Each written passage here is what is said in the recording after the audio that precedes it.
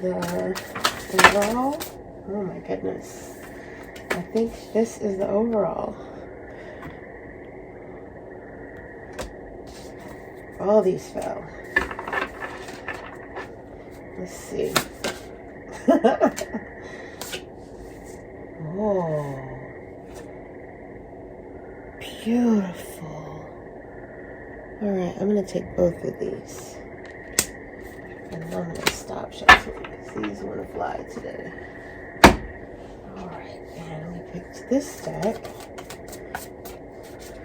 I need 7 cards.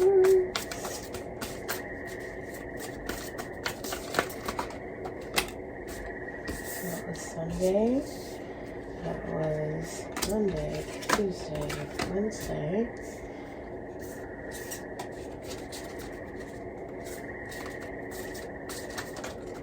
There's Thursday. There's Friday.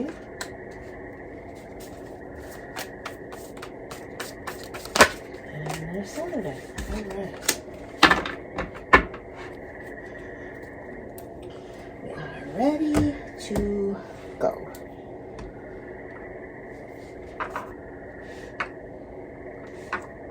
I need to pull a chakra.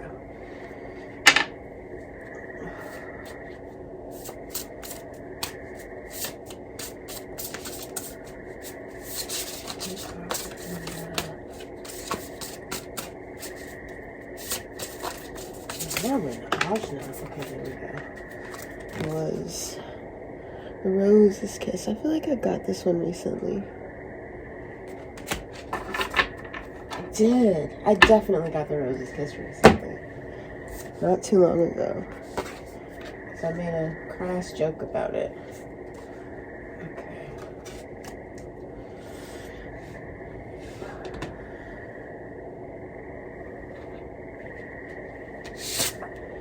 Alright. So yeah, right now we're in Ajna energy. We're going to go into Heart, Will, Ego energy on Wednesday. This is for the week of March the 27th through April the 2nd, by the way. Sunday, we're starting in the 17 line 4. We're going through and starting with the 21 line 1 on Wednesday. On Monday, however, we have a 14-hour void of course moon in Aquarius. That is going to be while we are in the gate 17, so that opinions energy, right? The line story for that day is about trusting your instinct even when no one else follows behind you. They called it no human is an island in the Rave I Ching, but the copy of the Chinese I Ching that I have told it more like it's about listening to your guidance and going out on, you know, that instinct instead of, you know, being swayed by the crowd or being intimidated by the fact that no one's listening or no one else is going with you. So it really looks like if we're not able to endure that during that void of course moon, then it kind of sets off a domino effect that plays out through the rest of the week with this line story. Sunday's energy, I skipped over Sunday. Sunday's energy is about being able to comfort someone and say, it's going to be all right. We're going to get through this. We're going to win this fight. We're going to win this battle, even though you have no real way of knowing, you know, being able to be that leader that can be courageous and be confident enough to give your army, to give your team the confidence that they need in order to make this come about, even though you're not really sure. It might look like a very well matched fight, you know. So you're going in it with all the confidence that you can muster, and then you get to the next line where there's a division in the structure of things, whereas it looks like you should go this way and something's telling you to go that way, you know, and you have to be strong enough to do that even under the influence of this 14-hour void of course moon, right? And a lot of people won't be able to do it. So then going into Tuesday, it's about the leader being at the demand of the followers, right? The sage is constrained by the demands of the followers, is what my Chinese I Ching said. The Rave I Ching says it's the Bodhisattva, which is about coming back to earth and choosing to help the people who have not advanced to the level that you're at spiritually, instead of going on to nirvana, right? So it's about putting everybody else's needs above your own. With the bodhisattva view of looking at it, it's like you're doing that consciously with the understanding that you need to meet them where they are in order to help them. And with the Chinese I Ching look at it, it's kind of like looking at it from the follower's point of view and being like, dude, like, you're the one that's supposed to lead us. Like, just tell us which way to go, you know? Like, we don't need the platitudes, you know? Your poetry is not helpful in this moment. We need you to tell us, like, is it left or right, bro? Like, what are we doing, you know? And so it was very fascinating seeing the differences between the Chinese I Ching interpretation of it and what Ra's interpretation of it was in the Rave I Ching versus the Chinese I Ching. Especially when it came to the energy that we're going into on Wednesday with the Gate 21. It's called following in the Rave I Ching, but it's called allegiance in my Chinese I Ching, the version of it that I have. And that word, it gave it more context for me than following. I was able to understand following better under the context of it being allegiance, you know. And so in the line 1, it's a warning in the Rave I Ching. And the way I understood it or interpreted it from the Chinese I Ching is that saying you play stupid games, you win stupid prizes. It's a situation where it's like, okay, well, I did a dumb thing, so the punishment that I got fit the crime, and I can't even be mad. You know, like, I tried a thing that was kind of dumb, and I kind of knew it wasn't going to work, and then when it didn't work, I can't be mad. It's like, oh, well, you know.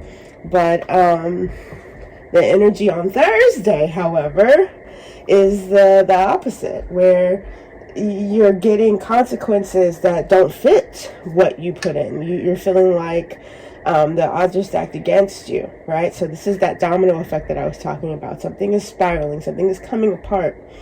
Friday, it's called powerlessness. So it's about accepting when you're in a disadvantaged position and you're going to have to work harder to get through this, right? You're going to have to work harder than you intended to. You're going to have to work harder than everybody else is having to. You're going to have to work harder than what is normally expected in this situation, because the odds are stacked against you now. Everything is kind of shifted, and it's probably because of something that was done or not done back on Monday when the moon was in her feelings, right? And I actually have a theory about the void of course moons that I wanted to talk about. And I might be wrong, but you guys, please let me know if you feel like this pattern fits, or if you've seen it in your own life. When the moon goes void in your rising sign, it might feel to you as if your rising is changing into the sign that comes after it, because that's the sign that the moon is going into, right? So when the moon is in your rising, so say for instance, let's see what we have.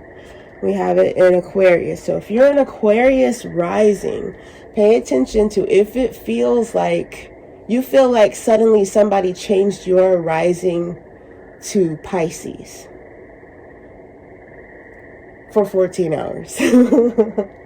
And like the fear that you would feel of that identity switch, or that, you know, that shift in energies. It's like the moon is scared of going into this new energy while she's in the void, because it's like you've forgotten what that energy feels like. You don't know. Like, I've been in Aquarius for 2 days, y'all. What you mean? I gotta go into, I gotta go into Pisces now. I don't want to.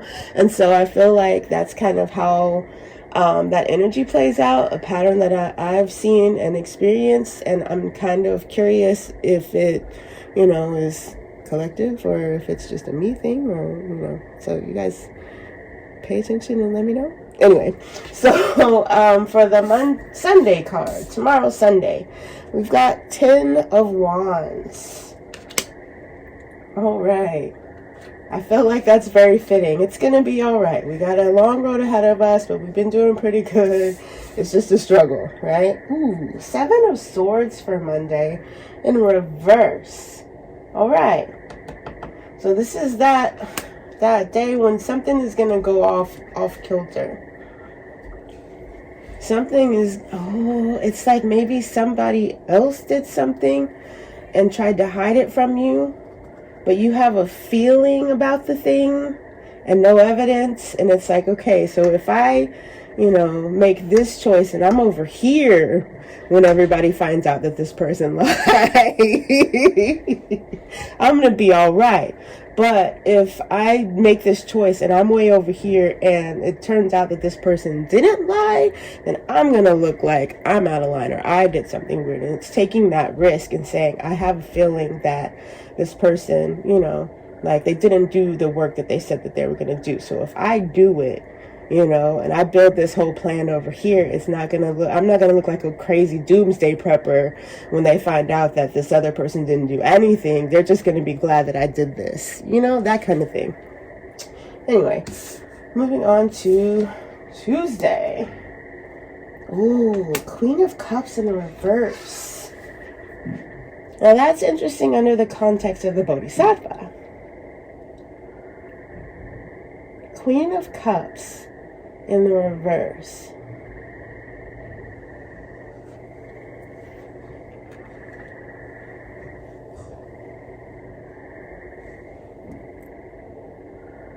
So you're feeling disempowered. You're feeling like it's not fair that you're having to slow down for everybody else. Maybe because they didn't listen to you yesterday.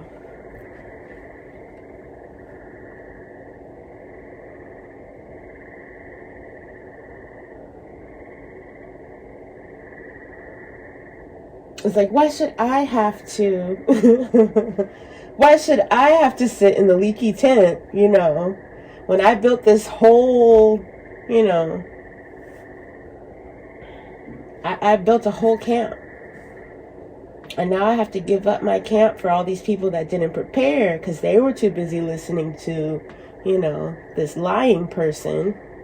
And now I get to sleep in a wet spot. All right.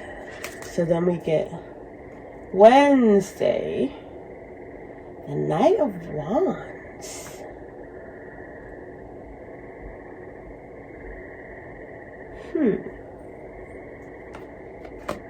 So this Knight of Wands is like saying, all right, you know what?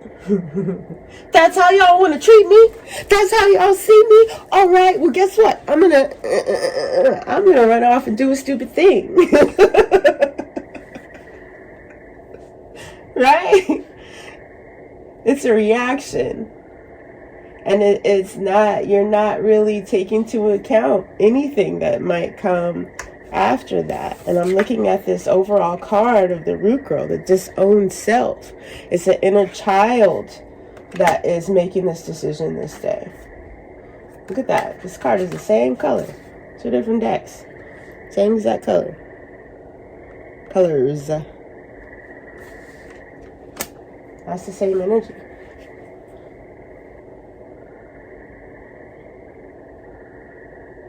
All right. Y'all don't want to let me be by the campfire? I'm going to burn the whole forest down. Let me sleep in a soggy tent. All right, so then we get to Thursday. Ooh, Thursday's the World card. Punishment outweighing the crime. overreaction to what happened here. Because in reality, you gave up your tent because you knew you wouldn't have been able to sleep comfy on, the feathered bed and the nice, soft, comfy pillows, knowing that all the people you care about were in the soggy spot, in the, out in the cold. You made that decision. There's no way in the world you would have been comfortable in that camp by yourself without letting them, you gave up your spot in that camp so that, everybody else could be there. And then when you saw what it was like in that other position, that's when you got disempowered. That's when you got upset. That's when you got apart from yourself and decided, okay, well, guess what? I'm going to feed all our food to the bears. Whatever it is that you did, right? And I feel like with this world card being here, it's like either this is something that you do often and it's like a full circle opportunity for you to realize, wait a minute.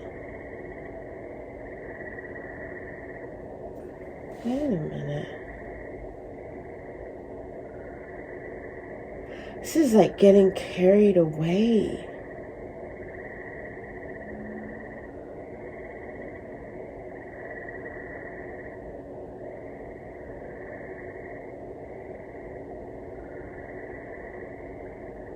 There's layers to this. I don't know if you can see this physically. There's layers. So whatever you decide to do on Wednesday,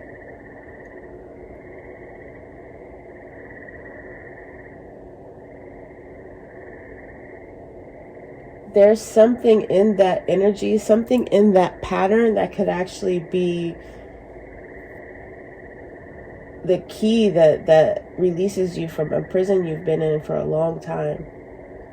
Going back and looking at this energy later, this reading is not going to be helpful to the person that it's really meant to help until after they've lived this week. There's something that happens Wednesday, Thursday of this week.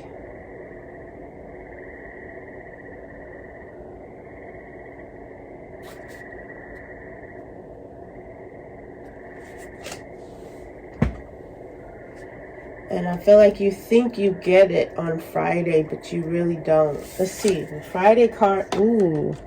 Friday card is the Six of Wands. And you still are unaware of what really took place. What is really happening. What you're reacting to. This, I feel like, is somebody in your friend group giving you accolades. And girl, you stood up for yourself. F them, and they don't have the whole story because you didn't tell them. You didn't realize that the things that you left out, or that you left things out that were crucial. You didn't realize that because from your vantage point, you were telling the whole story at the time. But there was an aspect that had you told these people about that, when they were cheering you on, they would be like, ooh, girl. Ooh, girl, wait, so you fed all the food to the bears? You didn't tell us that. You just said that you had, you didn't say all that. There's something that's going to be overlooked until you've lived this week and you're able to go back and mine that gem.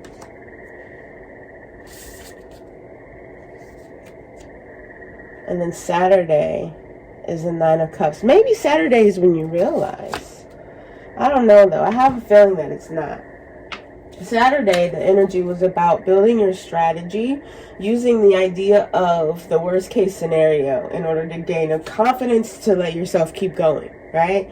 So you're in a disadvantaged position, and you've realized that you need to work harder than what normally it would take to accomplish what you're setting out to accomplish, or to, whatever you're working on this week, whatever you got going on. It's like, okay, I am farther from my goal than I expected to be. So I got to work double today. You know, I got to work a longer shift, or, you know, whatever it is.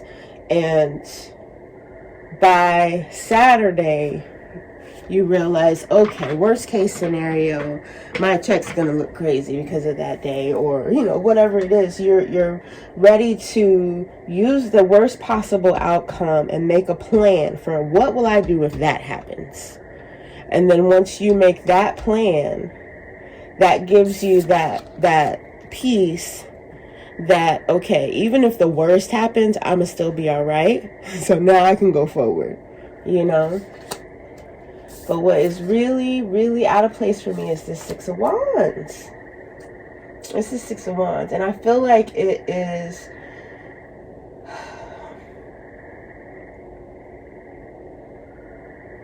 it's misplaced energy because it's misdirected.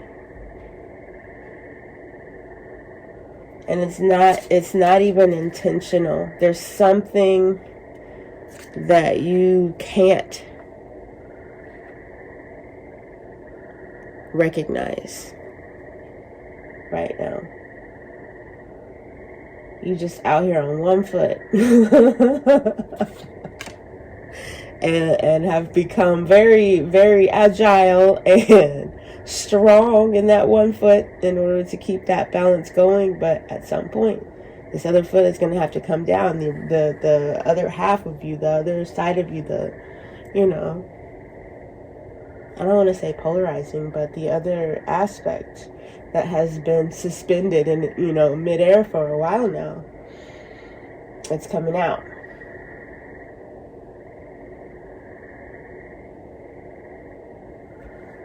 So with us moving into Aries season, we are going through the heart gates. Well, I don't know that we're going through all four. I haven't looked that far ahead. But I do know that from here, we are in the heart, will, ego center. And then the next hexagram that we go into after that is another heart, will, ego center. And it's more focused on like competition, competing, right? And whenever we get to the sixth line energy, we're already kind of preparing, moving into the next hexagram.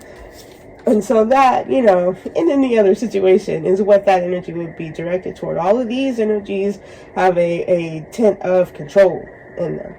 You know, you're wanting to get back your power, your control with whatever this silly action is that you do on Wednesday, this overreaction where the crime doesn't fit the punishment, right? And then, dude, I cannot get over this. It's like you really feel justified. You feel as though it might even be a situation where it's like you haven't ever stood up for yourself in this way before, and you finally do it, but because you haven't done it this way before, you overdo it, right? And so at the time, in the moment, you just feel good that you finally did it, you know? But coming back to this later, it's going to be like, dang, that was extra. I mean, I didn't have to come for her mama and her edges and her dog. Dang. You know? But,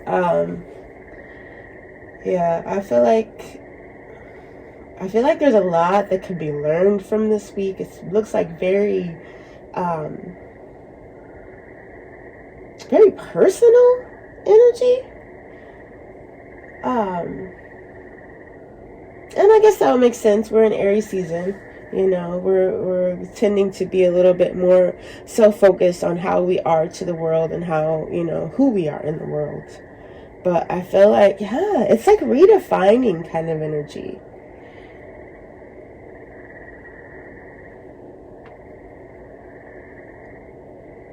It's redefining energy. All right. So, the chakra card. The chakra card that I pulled was a repeat. We got the Rose's Kiss again. It is a sacral chakra card. And I kind of feel like it's speaking about a need. Oh, wait a minute. Wait a minute.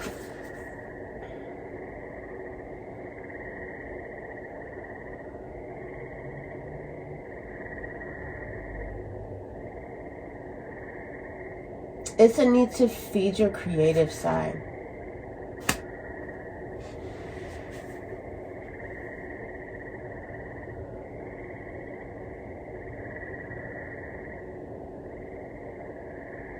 It's like a self-nurturing and a need to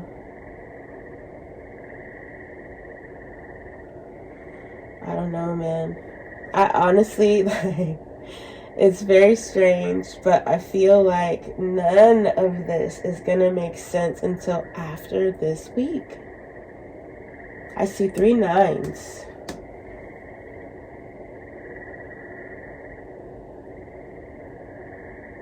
That is so interesting. All right. So let's do.